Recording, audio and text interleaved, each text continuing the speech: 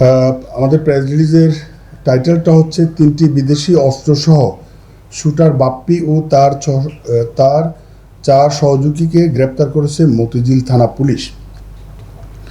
গতকাল 17 জুলাই সকাল 7 ঘটিকায় গোপন সংবাদের ভিত্তিতে মতিঝিল জোনের সহকারী পুলিশ কমিশনার হুসাইন মোহাম্মদ ফারাবীর নেতৃত্বে এবং তার টিম সহ মতিঝিল ডিভিশনের মতিঝিল থানার এলাকার হোটেল কুরবানি সংলগ্ন এলাকা থেকে তানিম রেজা ওরফে বাপ্পিকে গ্রেপ্তার করা হয় এবং তার সাথে আরও 3 সহযোগীকে গ্রেপ্তার করা হয়। 3 সহযোগীর নাম হচ্ছে জুয়েল, শাকিল এবং মানিক। এই 3 জনকে গ্রেপ্তার করা হয়, এই 4 জনকে গ্রেপ্তার করা হয়।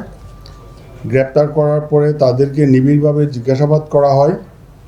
নিবিড়ভাবে জিজ্ঞাসাবাদ করার পরে তাদের আরেক সহযোগীর নাম তারা বলে, ওনার নাম হচ্ছে রাকিবুল ইসলাম ভূঁইয়া রিজন, বয়স 35।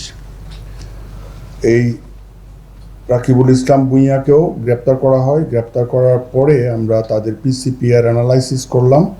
অ্যানালাইসিস করার পরে দেখা যায় যে গত বেশ কিছুদিন ধরে ঢাকা মেট্রোপলিটন পুলিশ এলাকার স্পেশালি মতিঝিল বিভাগে যে সমস্ত ঘটনাগুলি ঘটেছে, তোর মধ্যে বেশ কয়েকটা ঘটনা ঘটেছে। সেটা হচ্ছে সবুজবাগ থানায় একটা অ্যাটেম্প টু মার্ডার একটা মামলা হয়েছে।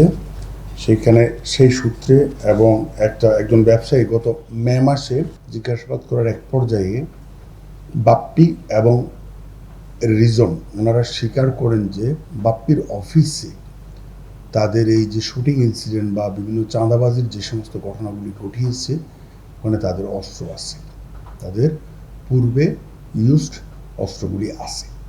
তো গতকালকে রাতে আমরা অপারেশন করি, আমাদের টিম অপারেশন করে ওখান থেকে বাপ্পির দেখানো মতে এবং রিজনের দেখানো মতে বাপ্পির অফিস থেকে আমরা উদ্ধার করি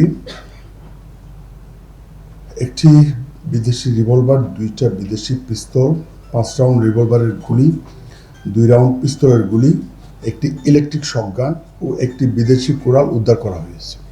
এই সংক্রান্তে বাপ্পি এবং এর রিজনের নামে মতিঝিল থানায় অস্ত্র আইনে মামলা রেকর্ড করা হয়েছে। পাশাপাশি আপনার গত মাসে একজনকে হত্যার চেষ্টা করা হয়েছিল হচ্ছে সবুজবাগ থানা এলাকায়। এই ভিকটিমের নাম ছিল হচ্ছে আমিন আহমেদ মিটু, তার ঘাড় ভেঙে দেওয়া হয়েছিল। ওই মামলাতে 3 জনকে গ্রেপ্তার দেখানো হয়েছে।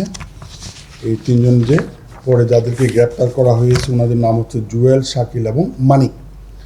ওই ঘটনাতে এই বাপ্পি রিজনের সংশ্লিষ্টতা থাকলে তাদেরকে আমরা ওখানেও সোনেরেস দেখাবো। তো তাহলে এই সামগ্রিক অপারেশনে আমাদের 3টা মামলা কার্যক্রম চলমান আছে।